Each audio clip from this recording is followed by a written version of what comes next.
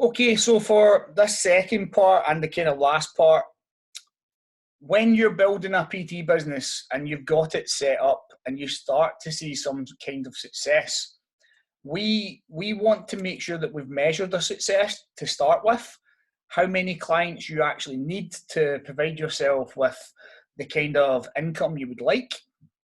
We want to make sure that we are on track every month to keep those clients.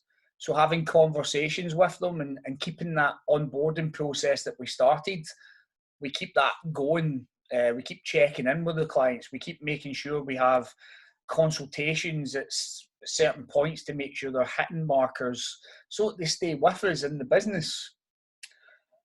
And when you've done that and you're flying high and you've reached your potential or what you think is your potential, that's when we need to say, right, we've reached the top. That's where we wanted to be. But how can we keep going? How do we keep increasing revenue? What are the next steps? And this is something that some PTs kind of take a step away from. They think, right, I'm a busy PT. I don't have the time to do anything else. This is where we need to start to strategically look at our business and say, well, do I want to work 25 hours a week and do whatever hours I need to for the gym? Or can I go to rent, which is a possibility? Can I have an online service? So therefore you can dedicate some of your time to them. And again, trying to strike that work-life balance so that you're not just working, but you actually enjoy the fact that you are now training a number of people to help impact their lives. So that's one of the most important things is when we reach our goal, when we reach the top, as I said, is to strategically look at what's next. How can I increase income? What can I do? And there's many options. But once you get there, that's when you need to maybe start working with other people. Certainly, you can always ask what's next from myself. As the mentor for the course that you did, I'll always be available for that kind of aspect. And again, keep thinking what you need to be better. One of the things that you see a lot of the time in the gym and in people's businesses is they don't keep learning. They get busy and they don't make time for themselves. They just keep being busy. They keep earning money. And one of the things that's helped progress my career on was always the education factor. And it doesn't always have to be around fitness. It can be around business. If that's your weak point, why not keep learning about business? Or if you want to delve into mental health, which is a massive subject these days, that's another thing you can do. There's just so many different educational avenues for the fitness industry these days. So just bear that in mind when you're looking at your time and what's available and what can make you better as a coach, a PT, or whatever you're going to call yourself. And that is my kind of last point. Invest in yourself, invest in your clients, and invest in your business. There's no need to have a fancy logo when you're getting started. But once you're starting to make money, of course, why not invest in a logo? There's no point in having a fancy website because you don't need that to start with. You just need to go out and find clients. The things that you think are probably important for having an amazing business are probably way down the line. The first thing we should do when we're beginning our PT journey is to get in the gym that we're working at and speak to people because they're going to be our potential clients. Our potential clients aren't probably going to be on Instagram looking at our page just because we are a new PT. They're probably not going to be looking at a website because the website hasn't got any viewers to it yet. We need to think strategically about where our actual clients are going to come from and attack that. And then all that other stuff can be looked at. That's why we need to think strategically when we start a business. You wouldn't see, for instance, a McDonald's popping up somewhere that wasn't going to get them business. You know, they're always going to be somewhere that has a high footfall, that has maybe not too many eateries around them, so they're the fast food outlet for that kind of area, and that's how they do their business model. We have to do similar. We need to go after our clients and where they're going to be. And again, that was part of the advice early doors. But invest in yourself, invest in your clients. If they have a birthday, get them a birthday card. If they're spending 120 quid on you for a PT, you can afford a £1 card from the card shop. Invest in them. Get them a little bit of apparel once you have the money and once you're doing stuff with your logo on it, so you can be shown off that you're the ones training them. These are things that are more marketable these days. If somebody's wearing a hoodie from another personal trainer, and then that person is then a walking advertisement for you, you don't need to do the marketing because they're walking around the gym with it on them. So again, that's another thing to think of. But a little bit further down the line, when you get to that time where you need to invest money to move forward in your business. So with all that said, guys, that's the kind of brief I have for setting up a PT business to start with. I'll kind of open it up to you guys now to just ask any questions you have around PT business. I just have a question about working in a gym. So do you have like a set number of hours that you need to do for the gym itself? So when you're a PT, it depends on the model for the gym you're going to be working at. So is there any gyms that you are currently looking at that may take your fancy when you become a PT?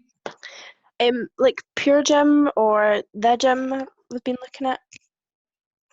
Okay, so Pure Gym and The Gym run a very similar model, and that is that the PT does 12 hours on shift and they get paid for those 12 hours. There is a little bit of rent to now be paid with the models that they have these days, but you have enough time to build up your client base to be able to pay off that little bit of rent that you're going to have to pay.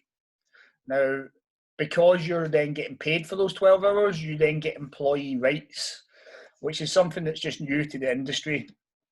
Just before this, there was only the self-employed model, and literally if a manager didn't like you, they could just get rid of you. That was it, you were gone.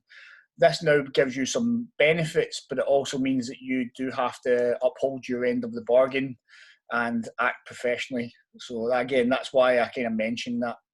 But yeah, the 12-hour model is the one that The Gym and Pure Gym start you off with. Okay, that's great. Thanks. Awesome. Any other questions, guys?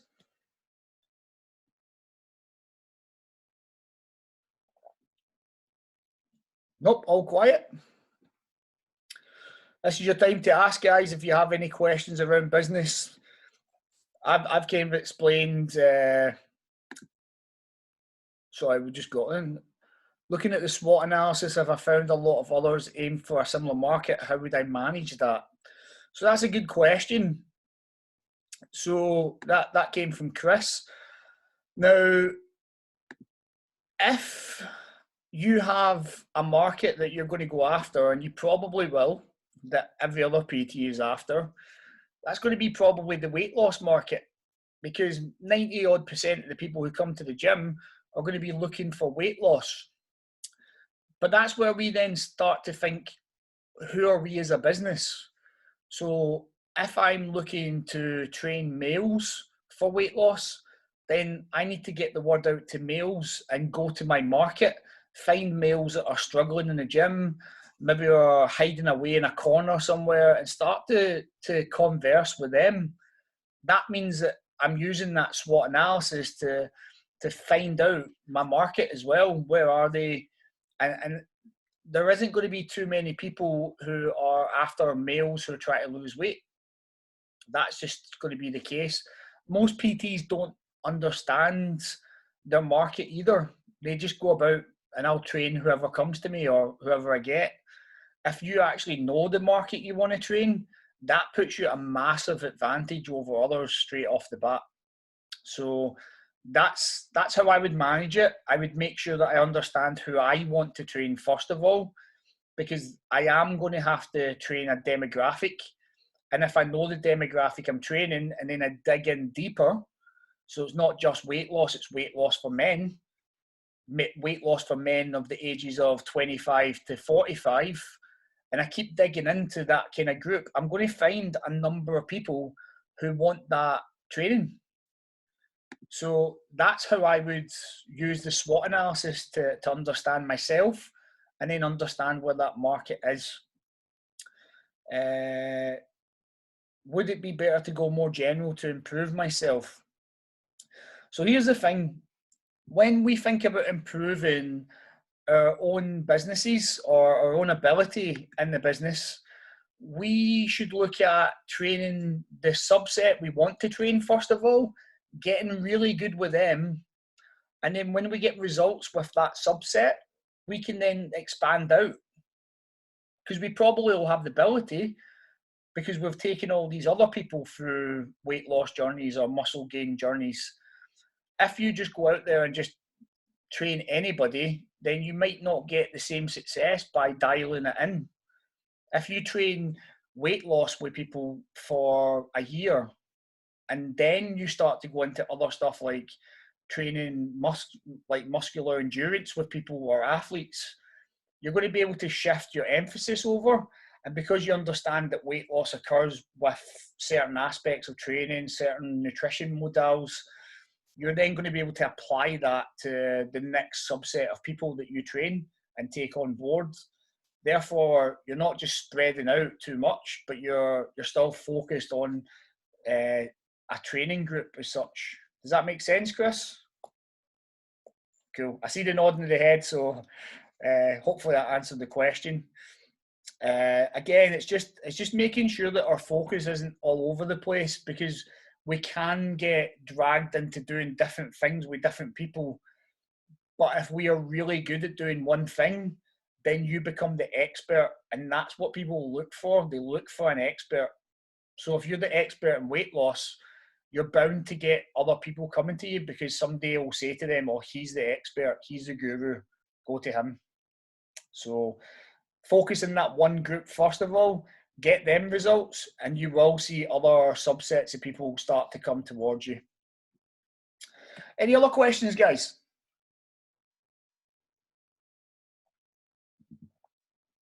I just had a question about rent. You were saying, obviously, if you go from having set hours to just doing rent, does that tend to be based on just a standard for how many people you want to train, or does it go by how many hours you actually train at a time? So again, where is it you would like to work out of? Where have you looked at? Again, similar, just the sort of mainstream ones, Pure Gym and the gym. So again, both models, they tend to not let you go straight onto rent, but once you do get there and you have enough clients and you can prove that you have an income coming in every month, they will have a set amount of rent that you have to pay based on the gym's location. So if you're a city centre gym and you've got higher footfall, you're probably going to pay more in rent.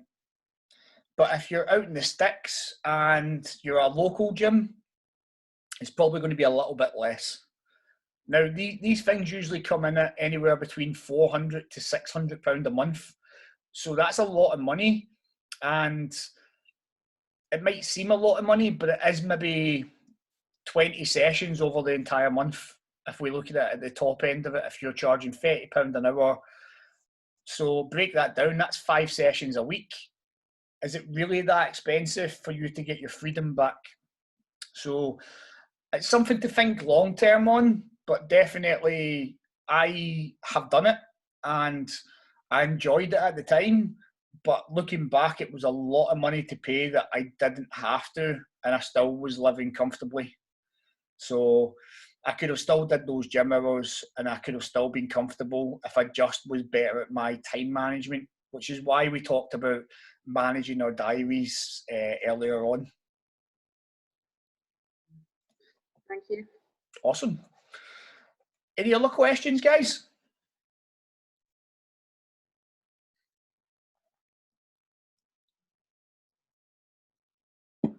Well, I'll take by your silence that there's no other questions, and I will bring that to an end tonight. Thank you guys for coming along again. Hopefully tonight has kind of opened your eyes to the process of setting up your own business, because it's not just a step-by-step, oh, you need to do this, you need to do this, you need to do this. It is really going in and feeling out your own place of work that you're going to be in, and making sure that you understand who you are, because you are the business at the end of the day. So hopefully that's helped you guys. And again, if anybody has any questions they want to stick around to ask me, you're more than welcome. I'll stay behind for another 5. But if you're done for this evening, guys, feel free to log off. Thanks, Neil. Thank you. Pleasure. Thank you.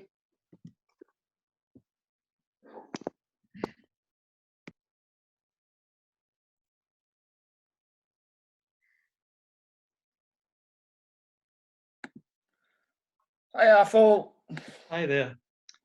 How are you today? Are you okay? I'm good, bud. I'm good. How's yourself? Yeah, I'm fine, yeah, but I've been training today, trained legs quite intensely today, so I'm a bit sort of sore, but in a good way, you know. That's good. And I've decided to do legs Mondays and Fridays, because I have a break on Tuesday where I'm not training. So I'm back in on Wednesday, and of course on Friday I have the weekend, Saturdays and Sundays. That's not what I was going to ask you. Just one question I want to ask you. I posted you a video I did. Well, I tagged you into the video of me doing the decline bench press.